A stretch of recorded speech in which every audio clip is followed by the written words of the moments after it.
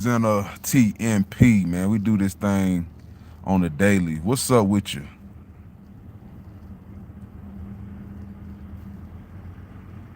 What is up? What is up? What is up, man? We're gonna talk about some of these speeches that took place at the Reverend Jesse Jackson's funeral celebration.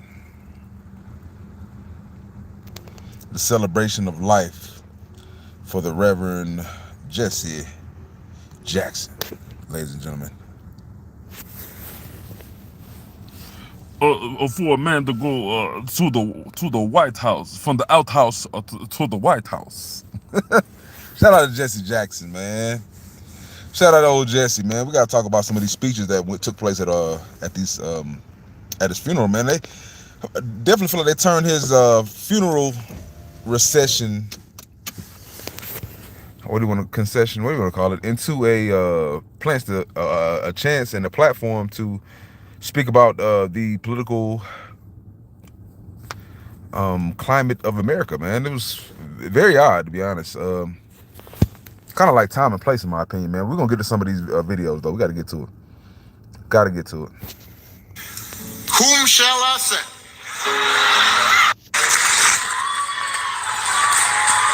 It's good to be home.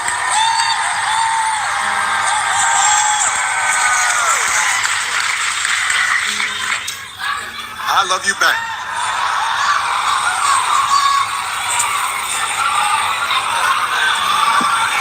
The book.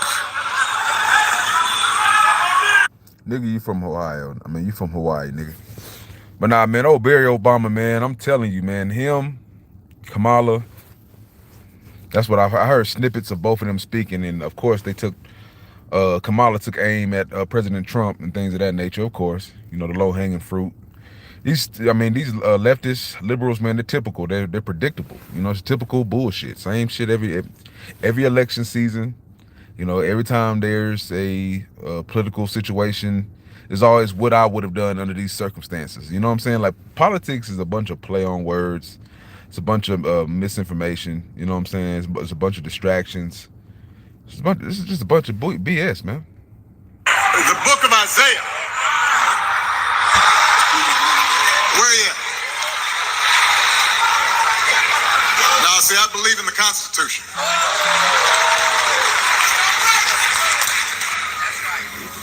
The book of Isaiah. God is looking for a messenger. Black people, boy, I swear, we are some of the most gullible. Preach, president, preach. Like he's some type of pastor, somebody to be revered. They'll backdoor you, Barry Obama, bro. Like, get the hell out of here, nigga. Backdoor you, Barry Obama over here preaching and talking the word of God. Wow. Everything this man done has been for the LGBTQ community and the immigrants, the tether that he is. And he wants to get out here and I just want to know what Jesse Jackson would have thought about this. That's my first thought. What would he have thought about having this slimy, non-FBA dude speaking over his funeral, man? Like, kind of funny, man. But like I said, black people, all somebody got to do is read something from the Bible, and y'all will applaud and all of the above, bro. It does not take much to catch the support of the black vote or the black populace, bro. You just get out here speaking some of the same old tropes and stereotypes that they grew up with. You know what I'm saying? I got to give you some watermelon, some good old watermelon and fried chicken. I'll tell you that. And bro, and let me tell you, Ezekiel chapter, bro, you open up a Bible and read something from the Bible, you will have black people eating at the palm of your hands, bro. You're saying, especially the people that's like around Obama's age, you know, 60s, 50s. I know he's 60s, but you know, the 50s, the older generation of black people right now. If you speak something out of the Bible, you will have them eating out of the palm of their hands. The comfortable Negroes that they are, they will eat out of the palm of your hands, man. To guide a hardened and resistant people. And the Lord asks, whom shall I send? And who will go with us? To which Isaiah replies, Here I am, Lord. Send me. To Mother Jackson and the Jackson family. Go ahead, Mr. President. Like, nigga, bruh. And they wonder why identity politics continues to kick us in the ass year after year, election after election, over and over and over, bro. Candidate after candidate. They wonder why identity politics continues to kick the black populace right in the ass and continues to be the trick bag that gets us year in and year out. Like, it is ridiculous at this point. Like, this is why he got elected. This is why uninformed 18-year-old college student like myself would vote for Obama. You know what I'm saying? When I was 08 and 18, 19 years old. That's why somebody like me would be easily trick bag, because I didn't know any of the, I didn't do no research. You know what I'm saying? Like, most of the people, you just gonna vote due to identity politics. You know what I'm saying? It's easy to trick people when you're misinformed, uneducated, you know, all the above. So, To President and Mrs. Biden, President and Secretary Clinton, Vice President Harris, Pastor Bates, my old friend, though he looking good, Reverend Meeks, Reverend Jenkins. It is an honor to join you today to celebrate the Reverend Jesse Lewis Jackson, a man who, when the poor and the dispossessed needed a champion, and a country needed healing, stepped forward again and again and again and said, and what did you do? What did you do when you were the commander in chief? What the hell did you do when the same people looked for you for answers year after year after year? You came to us with excuses. You blamed the Senate. You blamed everything. You blamed everything under the sun. You didn't use none of your executive powers. You did absolutely jack diddly shit. Send me. Reverend Jackson's immense gifts were apparent at an early age, even if his circumstances conspired to try to hold him back. Born out of wedlock to a teenage mom, growing up under the oppressive cloud of segregation, confined to schools, sports facilities, movie theaters that were separate and unequal. It was a world where on Thanksgiving he'd have to wait for his mother to come home on the bus carrying leftovers from the dinner she had to cook for somebody else. A world designed to tell a child that he or she could only go so far. Yes, sir. That to think otherwise would be foolish or dangerous, and that wisdom required you to accept your lot in life. And young Jesse refused to accept that verdict. He was a born leader, an athlete, a talker, knew how to talk, star quarterback, student body president.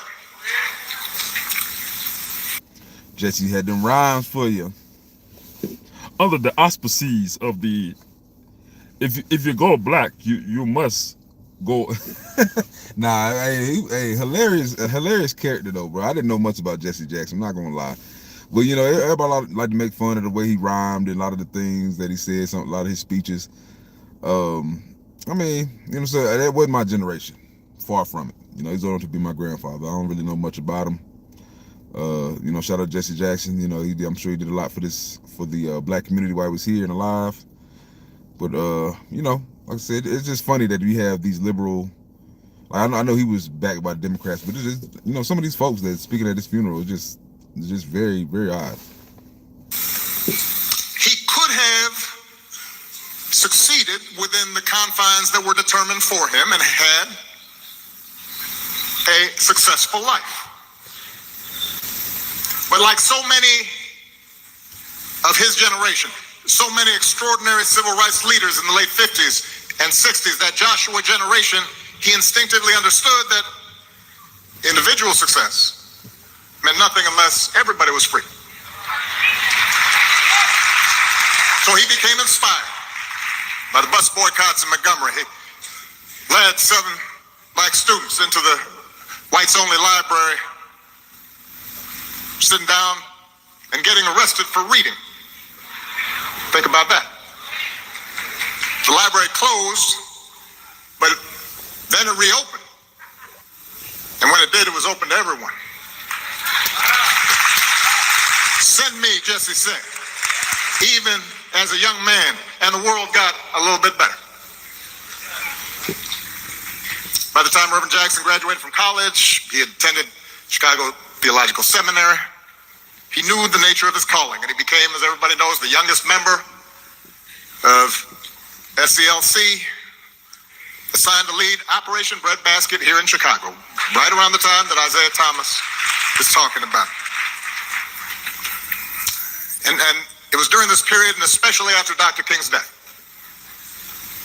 when the optimism of the early movement had begun to fade, and leadership had begun to fracture, and when the country seemed to have grown bored, gotten weary of the idea of justice and equality, and moved on to other concerns, that Reverend Jackson rose above despair and kept that righteous flame alive. Through Operation Push, he led boycotts and challenged corporate policies around hiring and contracting, recognizing that civil rights without economic justice was an empty promise. He backed unions in their organizing efforts and activists in fair wage campaigns, understanding that if the have-nots and the have-little bits ever learned to make common cause across racial lines instead of fighting each other over breadcrumbs, everybody would benefit. He helped register millions of voters. He fought against biases in the criminal justice system. He drew attention to local abuses of power and called folks at the national level to account. And by the early 80s, he was delivering that message of change and hope across the globe, freeing hostages from captivity, fighting to end apartheid in South Africa. And then, in 1984, as the powers that be in Washington were rolling back hard-won progress, slashing the social safety net, when more and more folks were getting left behind, and greed was being trumpeted as a virtue. See, we've been there before. I'll give Obama this. He can talk. We've all, I think everybody would be in agreement to say he's one of the best elocutors and public speakers that's ever graced the, you know, whatever you want to say, this country. You know what I'm saying? Especially in a position of office. He's one of the best speakers. I give him that. Like, he can rally a crowd for sure. He can bloviate. He can, you know, definitely rally a crowd. I give him that. He stepped forward once again and said, "Send me." He ran for the presidency of the United States of America. Thank you. I think that clock is broken. I'll try to keep this under 2 minutes. The Jackson family, I know we're celebrating a life. It was a life lost. Having lost a wife and a daughter and a son, it's called out of the blue. It's not easy. No matter how much you loved them, no matter how close you were. So I just like to express my deep sense of, how can I say it, sympathy and understanding. But the big thing is left. He left you something that no one else could. He left you character, judgment, honesty. Can't kid yourselves about what's right and wrong. President Obama. How the fuck they got this damn racist sack of shit speaking at Jesse Jackson's funeral, bro? See, this is why nobody respects the Democratic Party at all. Like, I'm just being honest. Like, why? How could y'all even accept having this racist, historically racist sack of shit speaking at the funeral? Once again, this is why nobody in the real conscious community, the FBA community, respects the Democratic Party whatsoever. It's a bunch of placating. It's a bunch of going along to get along. And it's a bunch of identity politics meant to draw people in just to have them confused and ultimately leave them with nothing. That's it. Ultimately leave you wishing and wanting for more at the end of their election and the end of their term. So I just can't understand why they would have Joe Biden speaking at Reverend Jesse Jackson funeral. Like, I don't get it. President Mrs. Clinton, Vice President Harris. Jesse believes the Bible tells us that they that wait upon the Lord shall renew their strength. They shall. Once again, all you got to do for the older crowd of blacks is say a couple Bible verses. You'll have them eating at the palm of your hands, man. All you got to do, I don't care if you black, white, bruh. This is their slave master right here, Joe Biden. It's their slave master. All these liberal, weirdo ass, old ass niggas, comfortable Negroes in this damn crowd. All you got to do, man, is give them their white Jesus, say a couple Bible verses, and they will be eating out of the palm of your daggone hand, bro. And that's a fact. You can put that. That's a fact, Jack.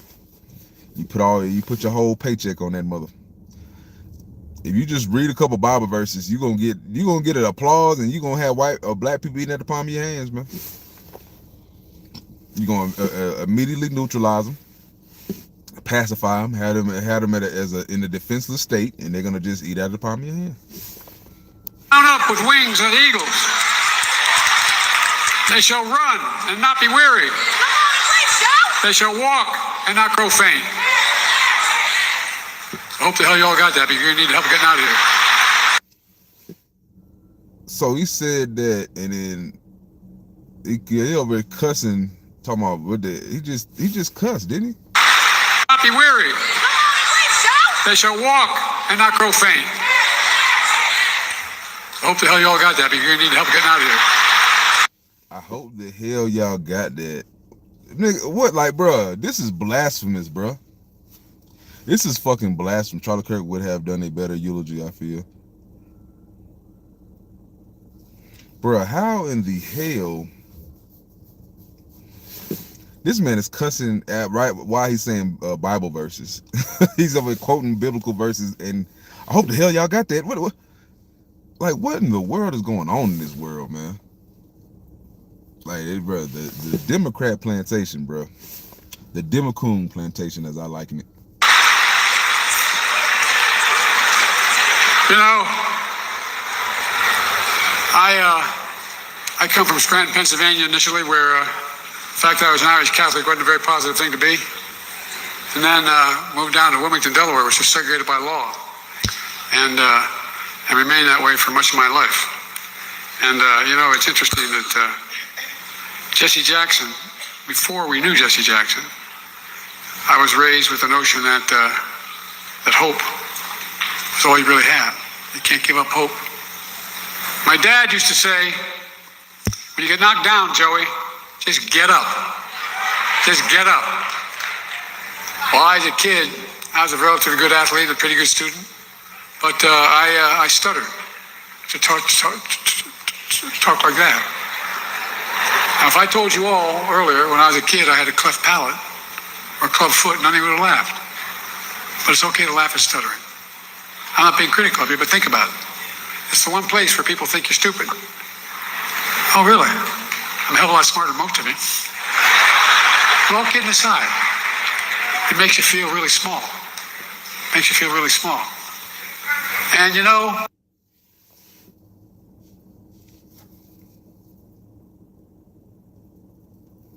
why do people compare? Why do you? It is like first thing the liberals need to do is compare the two. You know what I'm saying? Like, you can't just focus on what somebody said. You always want to compare. That's also a tool of the Democrat and the liberal and the leftist mindset. It's like, never address the problem, deflect and blame somewhere else.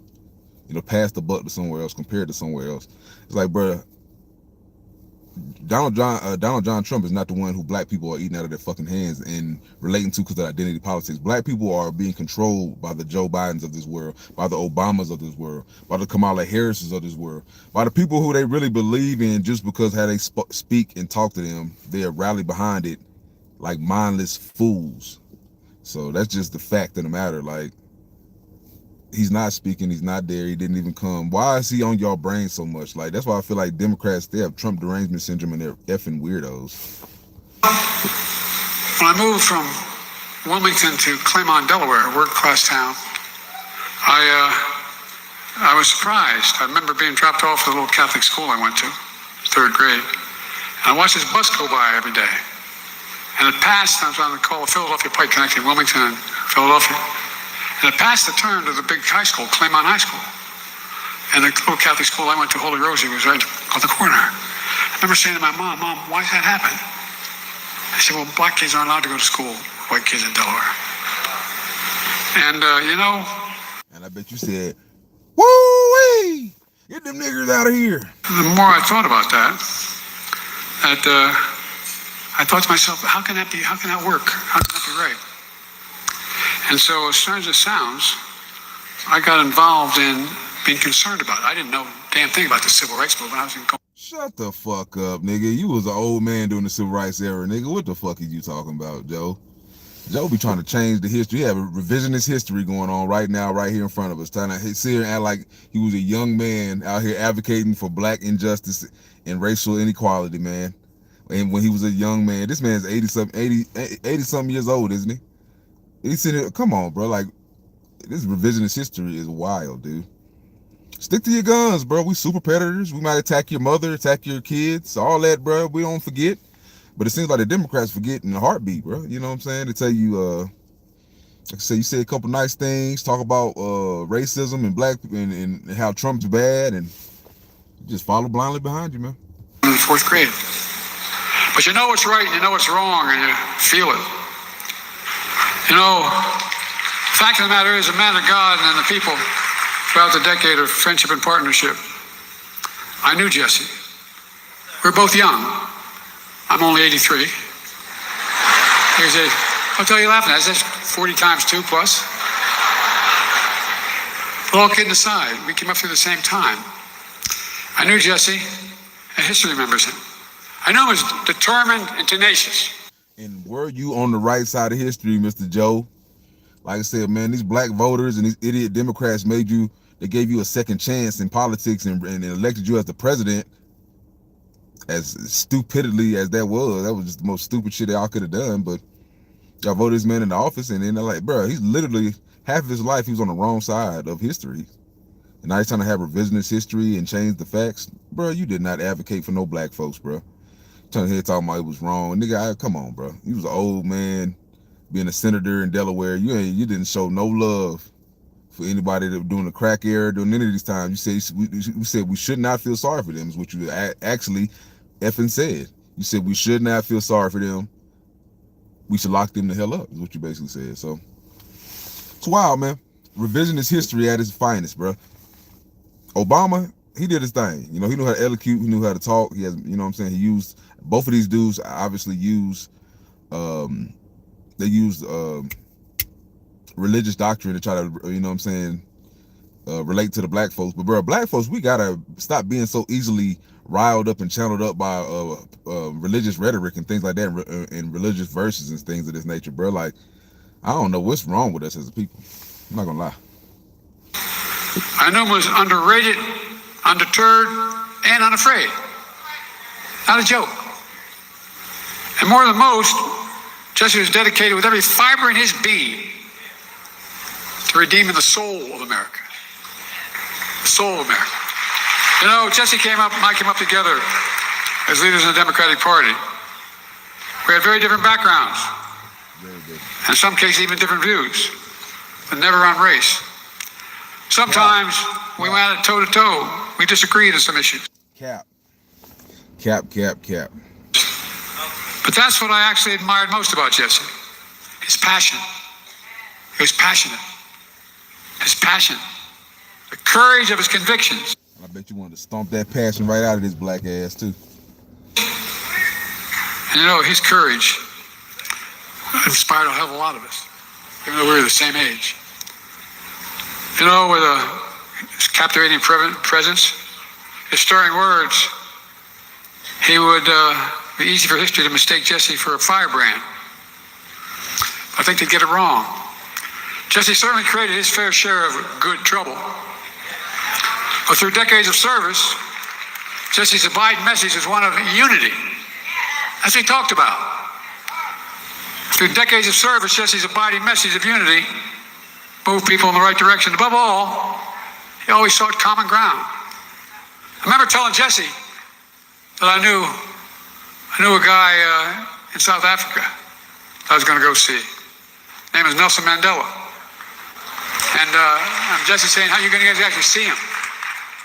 By the way, you know, the continent of Africa is going to be the largest continent in the world in terms of population by the year 2050, the largest in the entire world.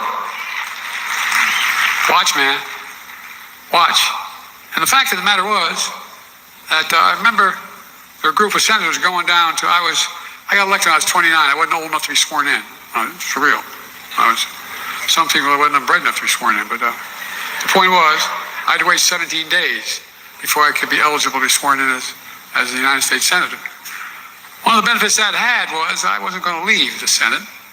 wasn't going to be sworn in because I got a phone call on December 18th before we were sworn in January that my wife and daughter had just been killed and my 2 boys were going to die. So I decided what I was going to do. There was an accident. There was a Christmas shop on tractor trailer hit. So I decided I wasn't going to go to the Senate. And often pointed out to me, I said, my kids can, the state of Delaware can always get another senator. We had a Democratic governor. And, but my kids can't get another father. But because of a couple people, start with Teddy Kennedy and a guy named Fritz Hollins from South Carolina, where Jesse's from, and a few others, Hubert Humphrey and others, they put their arm around me and they said, look, just stay for 10 months, and then go. Because they knew I was going to be leaving, as Hillary can tell you, and all 3 of you can tell you, is that when you're a freshman, you don't get on the good committees. We welcome the one and only Reverend Al Sharpton, after which Dr. Jim Sockby will come. Please welcome them. Good afternoon, everyone. Mrs. Jackie, and to the entire Here you go, Command-Me Harris. Jackson family. On behalf of Doug and my family, we pray with you as we did a couple weeks ago in your home, and we thank you. I thank you. So let me just say, I predicted a lot about what's happening right now. Race trading, race baiting, Command-Me Harris. I'm married to a white man, but I want to act like I'm the blackest thing ever. I'm not into saying I told you so, but we did see it coming. What the fuck did you see coming, bitch? But what I did not predict is that we would not have Jesse Jackson with us right now to help us get through this. And this afternoon has been such a beautiful remembrance of his spirit, his life, and his faith. And in a way that Reverend Al talked about it and so many others have, I do think of this afternoon as what it is doing for me to renew my faith in what is possible, fueled by the hope that Jesse Jackson so often reminded us of. I'm reminded of a passage in the Gospel of Matthew, chapter 7, verse 7. Everybody read that gospel. All these people are demonic demons from hell, and they were out here reading gospel and doctrines. Let's be honest, bro. Any politician is a scumbag, piece of shit, trash, bro. All of them. Red, white, and blue, nigga. All these motherfuckers. I don't give a damn who they are. Trump, all of them are degenerate, low-life pieces of shit, nigga. Epstein, homeboys, and homegirls, nigga. And over here quoting the Bible, quoting religious doctrine and things like that, bro. All 3 of these low-life degenerates out here quoting the Lord, quoting scripture. Make it make sense. Ask, and it will be given to you. Seek, and you will find. Knock, and the door will be opened to you. And so from a young age, we know that Reverend Jackson saw that the doors had been closed to the millions of people across our nation and throughout the world who were otherwise so deserving. And they were doors, of course, to opportunity, to equity, to justice, to freedom. And so he dedicated his life, as we all know, to breaking down those barriers. So when we are speaking of these doors, I will share with you that as a child, I was raised that when you see a closed door, you must knock and wait to be invited in. What life has taught me is that if that invitation is not offered, and if that door remains shut, even after repeated attempts to knock on said door, sometimes you have no choice but just to kick that door open.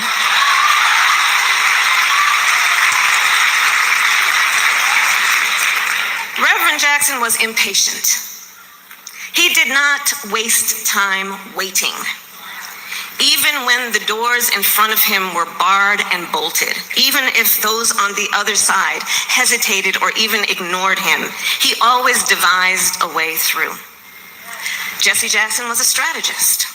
He was one of the most effective community and political organizers of our time. And he was the founder, I think most would agree, the founder of the modern progressive coalition. Think about the work that he did. In addition to the strength of his spirit and his determination, the leadership of Jesse Jackson was defined by his vision, dare I say his ambition, to tap into what otherwise had been untapped in terms of the potential of a coalition of seemingly different people who could be brought together around shared values and ideas. No such thing. No such thing. Everybody's in it for themselves. Let's be honest, man. The Rainbow Coalition, no such thing, bro. Hispanics don't give a rat's baby's ass about FBAs. Tethered Africans don't give a rat's ass about FBAs. Indigenous or whatever, foundational white Americans don't give a damn about FBA. Don't nobody give a damn about nobody. You know, FBAs don't give a fuck about FBAs. It's not a coalition of people of different races out here doing things that progresses this country. Like that's a straight up lie. Like you might have the NAACP or these federally supported programs and things like that, but bro, there's no progress being done out here. Like it's divided. This nation is divided as hell. It's divided more now than it's ever been. You know what I'm saying? We got a lot of the people having mixed kids and having sex and shit like that, but that doesn't mean shit. You know what I'm saying? The political landscape, and there's no real equity in here for people of color like that. Let's be honest. You know what I'm saying? This is America. You know what I'm saying? Like we're definitely getting the shortest end of the stick always. FBA folks are, man. It's just facts. You know, there's nobody out here advocating for us. There's people out here literally sent here to undermine us politically, bro. To make our votes mean absolutely shit. You letting these immigrants come in here vote, undermine us in the election, undermine the FBA power, which has been the swing populace that swings the election. Now we have basically been silenced. Let's be honest here, man. What is this coalition of different people that are coming together to fight for the underprivileged? I mean, and like I said, in my opinion, it's not the immigrants' fight to come here and look and care about the past and care about what FBA people don't went through. That's not their calling. You know what I'm saying? We need to really got to point the finger at these politicians and things that allow these people, not the Obamas, but the Biden, particularly and specifically the Biden-Harris administration had a free-for-all with letting illegal immigrants into this country. They fought against voter ID, allow these people to come here, get all type of government and federal resources mandated to them, allocated to them. And nobody give a fuck about the people that been here, that laid the foundation for this country, because we in a fucked up position. Black people in this country right now, I'm talking about FBA black people, are in a fucked up position, dude. It is what it is. And experience. That's what Jesse Jackson did. He modeled that for so many of us. Over The past half century, that coalition strategy, his methodology, has been the heartbeat for so many movements about progress in our country. Those movements born out of struggle, but resulting in progress. Think about, and it was mentioned, the women leaders that he elevated, like the self-described colored girls, who have been a driving force behind so many campaigns that have been about freedom and justice. Throughout his life, Reverend Jackson reminded us that the many fights for freedom are interconnected. He saw not only the interconnection, but the interdependence of the various struggles for justice and dignity. Yeah, I'm done with it. Shout out to Jesse Jackson, man. He fought. He did with his thing. You know what I'm saying? He did his thing. FBA, you know, HBCU alumni, just like myself. You know, I rock with Jesse Jackson. You know, the optics of him, I heard a lot of bad things, heard a lot of good things, heard a lot of things when it came to MLK. Said he might have been some way involved in that situation. Said he rubbed the blood from MLK on his shirt. You know, used his death as a political jumping point for him to try to lead the civil rights movement. A lot of underhanded and shady things that has been attributed to him. So, you know, but TNP, man. We out at 5,000, man. Appreciate y'all tapping in with me, man. We out at 5,000. Like, share, subscribe. Tune in to more episodes. We got more shit clicking, more shit jumping, man. But appreciate y'all tapping in with me this morning, man. TNP. Out at 5,000. Peace.